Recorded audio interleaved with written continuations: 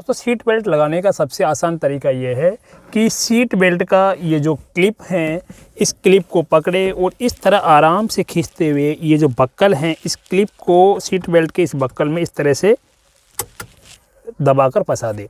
तो ये seat belt आपकी लग गई है। जब भी सीट बेल्ट निकालना हो तो बहुत आसान है, यहाँ लिखा भी है प्रेस, इसे प्रेस कीजिए, ये निकल गया। लेकिन सीट बेल्ट नहीं लगा रखी हो और आगे अगर पुलिस आ जाती है तो अचानक सीट बेल्ट लगाने की कोशिश करते हैं, तब अचानक हम सीट बेल्ट को पकड़कर इस तरह से खींचते हैं। इस तरह से खींचने से देखिए अब ये लॉक हो गई है। अब आप पूरी दम लगा लो, अब ये नहीं खींचेगी। सीट बेल्ट का तरीका ही यही है कि इसे अगर मान लीजिए ऐसा इस तरह से कोई इंडिकेट मिलता है कि एक्सीडेंट हुआ है, गाड़ी हिट हुई है, तो ये लॉक हो जाती है। तो इसे लगता है कि अब गाड़ी हिट हुई है तो ये नहीं खींचेगी। तब ऐसी स्थिति में सीट बेल्ट को दोष देते हैं। सीट बेल्ट की कमी नहीं है, ये सीट बेल्ट लगाने वाले की कमी है कि उसने सही तरीके से सीट बेल्ट नहीं लगाई है। आप पहले इसे छोड़ दीजिए और आप आराम से खींचेंगे तो उसे लगा कोई हिट नहीं हुई है, सीट बेल्ट का यूज़ किया जा रहा है। तब आप आराम से खींच करके सीट बेल्ट लगा सकते हैं।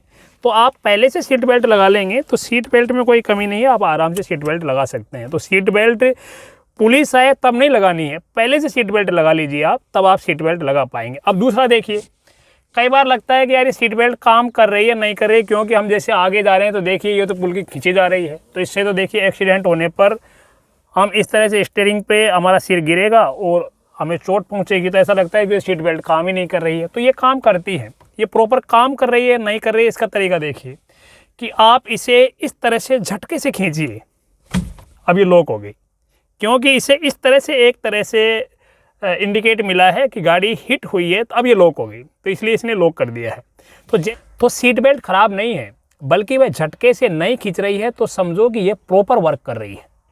दोस्तों एक है सीट बेल्ट प्री टेंशनर और एक है लोड लिमिटर।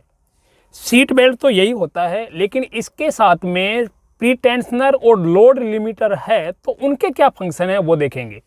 जैसे हमारी कार किसी से हिट होती है तो यहाँ एयरबैग और इस बी पिलर में मौजूद प्री टेंशनर, इन दोनों को एक साथ इंडिकेट मिलता है एक्टिव होने का। तो इधर एयरबैग खुलने का प्रोसेस शुरू होता है और इधर से ये जो प्री टेंशनर है ये हमें जकड़ने का प्रोसेस शुरू करता है। तो हमारी सीट बेल्ट अगर इस तरह हम इस तरह से हैं, इस पोजीशन में हैं या इस पोजीशन में इस पोजीशन में हैं, तो ये इस तरह से जकड़ता हुआ चला जाता है और हमें यहाँ सीट के पास ले आता है, इस तरह से जकड़ लेता है। तो ये प्री टेंशनर का काम है कि जैसे ही कार हिट होती है तो ये पैसेंजर या ड्राइवर को इस तरह से जकड़ लेता है। अगर ये लूज भी है इस तरह से तो ये इस तरह से जकड़ लेता है।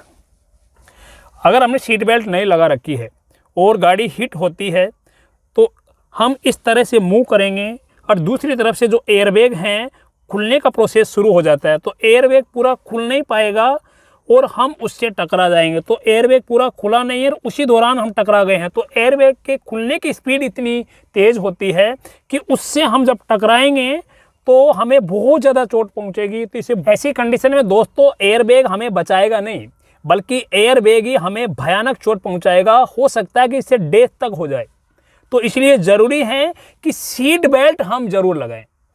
तो दोस्तों साफ है कि एयरबैग हमें बाद में बचाता है, पहले हमें सीट बेल्ट बचाती है। तो किसी कार में एयरबैग है तब भी सीट बेल्ट ज़रूर लगाना चाहिए, और एयरबैग नहीं है तब भी सीट बेल्ट लगाना चाहिए, क्योंकि सीट बेल्ट ही हमें स्टीयरिंग या डैशबोर्ड से या जो भी हार्ड सरफेस है उससे सबसे पहले बचाने का काम सीट बेल्ट ही करती है। दोस्तों वापस आते हैं हम प्री टेंशनर पर। प्री टेंशनर के लिए बताया था कि जैसे गाड़ी हिट होती है तो प्री टेंशनर हमें अच्छी तरह इस तरह से जकड़ लेता है और इधर एयरबैग खुलने का प्रोसेस शुरू होता है, इधर जो प्री टेंशनर है वो एक्टिव होता है, दोनों एक साथ में काम करते हैं। तो इधर एयरबैग खुल जाता है और इधर जो प्री टेंशनर है तब तक हमें जकड़ कर रखता है। जब एयरबैग पूरा खुल जाता है उसके बाद में लोड लिमिटर एक फंक्शन है वो काम करना शुरू करता है।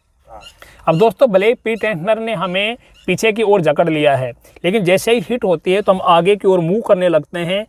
इससे हमें बेल्ट से छाती पर जोरदार झटका लगता है।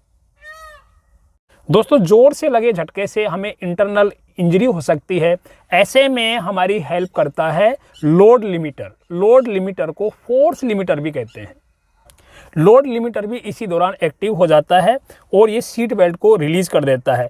उससे पहले दोस्तों एयरबैग खुल चुका था, तो लोड लिमिटर की वजह से हम एक सही तरीके से एयरबैग पर इस तरह से लैंड हो पाते हैं।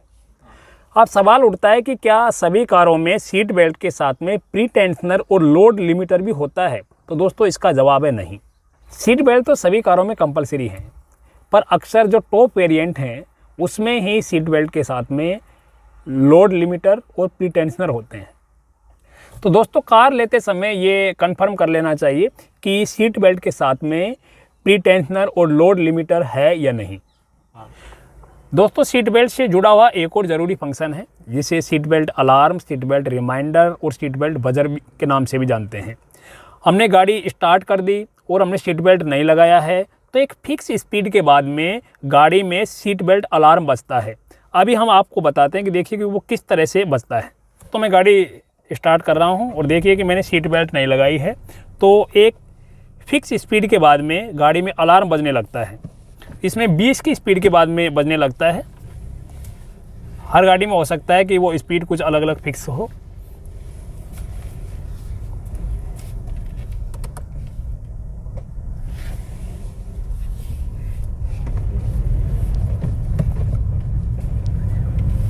देखिए 20 की स्पीड पकड़ते ही अलार्म बजने लग गया इसमें, और यहाँ देखिए कि ये इंडिकेटर भी शो हो रहा है। तो दोस्तों ये देखिए आप कि ये अलार्म के साथ साथ में ये सीट बेल्ट इंडिकेटर भी शो कर रहा है, जिससे साफ पता चल रहा है कि सीट बेल्ट नहीं लगाया गया है। तो दोस्तों वीडियो आपको कैसा लगा आप कमेंट करके ज़रूर बताना, और सीट बेल्ट से रिलेटेड, उनके किसी फंक्शन से रिलेटेड आपकी कोई क्वेरी हो तो आप ज़रूर पूछना। धन्यवाद।